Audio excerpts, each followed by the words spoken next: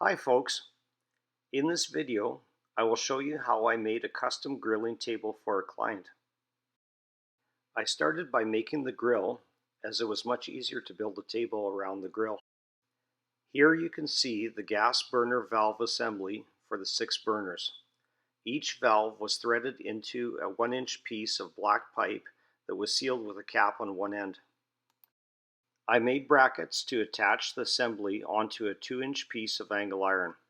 I had to make notches in the angle iron for each valve.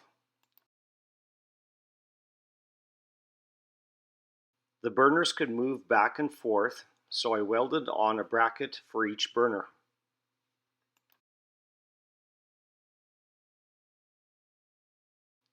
I made cross braces for the 2 lengths of angle iron, and I cut 2 1/8 inch thick plates for the bottom of the grill assembly.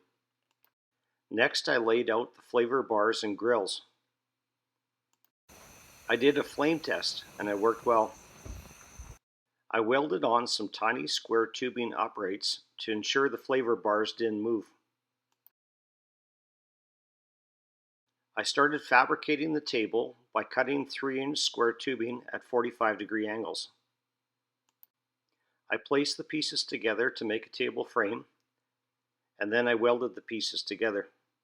I then cut sections of 3-inch tubing for the legs and sealed one end of the tubes to make the table legs. I welded the legs on the table, ensuring that they were perpendicular to the top. I used 2-inch square tubing to make 2 cross beams the length of the table to support the grill, and then welded on some 2-inch angle iron on the bottom of the cross beams to make a grill holder. I wanted to make the grill removable so it could be thoroughly cleaned by simply sliding it out. This build utilized pre-laminated panels of acacia wood. I wanted to make the grill convertible into a card table, so I recessed the grill below the height of the panels. I fabricated holders for the grill so the grill wouldn't move.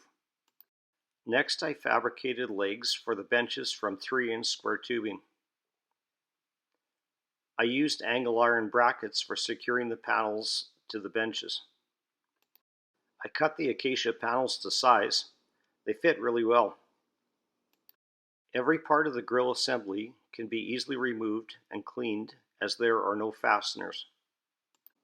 To convert the grill into a card table, one just removes the 2 small middle sections and drops in the full-length middle section.